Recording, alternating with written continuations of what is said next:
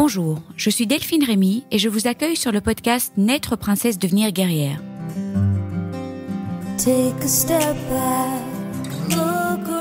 Le podcast qui parle de coups durs, de rebonds et de la maladie autrement.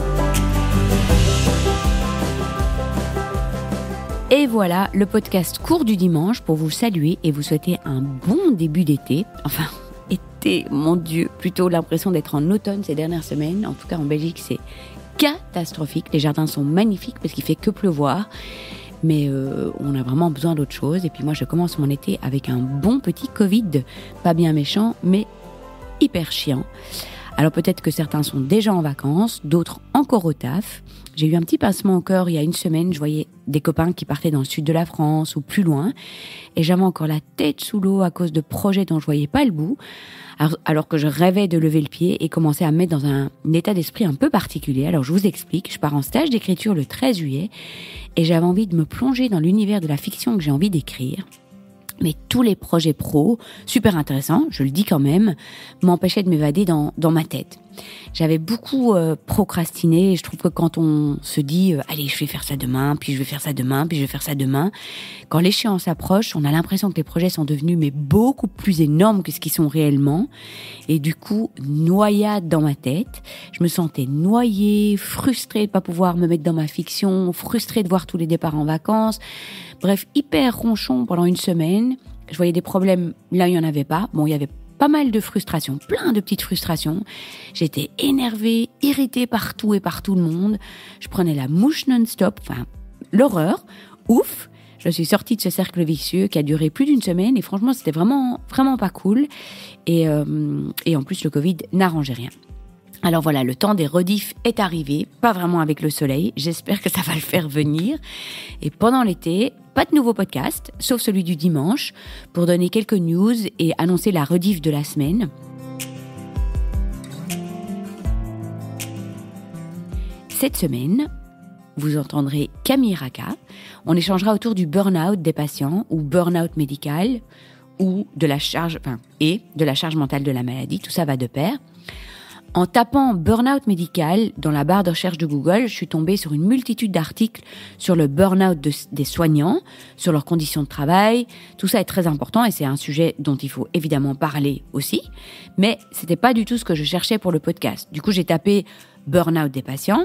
Je suis retombée exactement sur les mêmes articles. J'ai encore essayé ras-le-bol des patients, ras-le-bol de tout acte médical, patient qui ne supporte plus tout acte médical, patient qui ne supporte plus qu'on le perfuse, qu'on le touche, qu'on le découpe, patient qui n'en peut plus. Et malheureusement, il n'y avait toujours pas d'article. Du coup, je me suis dit, bon, ça, nom d'un pétard, je vais traiter du sujet et je vais inviter Camille de Draw Your Fight parce qu'elle a 2 casquettes. Elle est patiente, parce qu'elle souffre de douleurs chroniques très pénibles. Et elle était en 5e année de médecine quand on a enregistré. Et elle est devenue médecin entre-temps, depuis l'enregistrement. Donc, 2 casquettes, 2 regards. Et ça, je trouvais que c'était passionnant. Et dans la seconde moitié du podcast, on lira des témoignages. Enfin, moi, je lis chaque fois le témoignage de patients que j'ai recueillis sur mes réseaux, parce que j'ai fait une enquête. Et Camille commente chaque fois en tant que soignante et patiente. Alors, je ne sais pas si vous avez vécu ça vous-même, ce ras-le-bol général du milieu hospitalier, de toutes les perfusions, de toutes les piqûres, de tous les médecins, et d'avoir vraiment une sorte de burn-out qui se manifeste même au point de vue physique, de voir une aiguille approcher, d'avoir des sueurs froides, de vraiment au point même d'annuler des rendez-vous de médecin parce que vous n'en pouvez plus. C'est un phénomène qui a été rapporté par beaucoup de personnes, beaucoup de patients du cancer, mais pas que, patients de maladies chroniques, et on en parlera dans le podcast, mais aussi des patients qui annulent des rendez-vous parce que vraiment ils en peuvent plus, qui annulent des rendez-vous importants, qui reportent des journées de contrôle, de peur, de vraiment à cause de ce burn-out médical. Donc je trouvais que c'était vraiment super important d'en parler. Et moi, je l'ai vécu moi-même avec les 10 opérations, les perfusions. À un moment donné, je n'en pouvais plus, si bien que je me suis retrouvée un jour sur la chaise du dentiste et j'ai éclaté en sanglots.